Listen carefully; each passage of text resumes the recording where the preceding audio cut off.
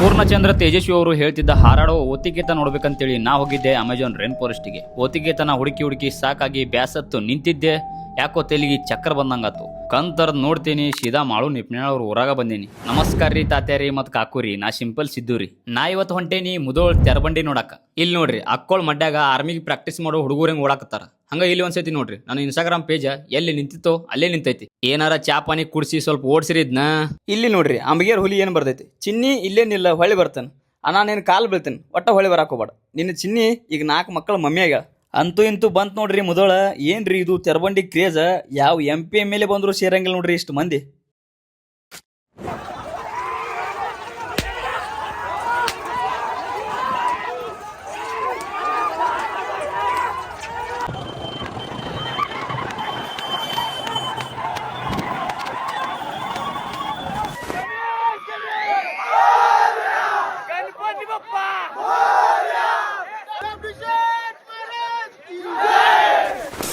सगळे रचना के आ देगा कब से बुला रहा हूँ तुझे.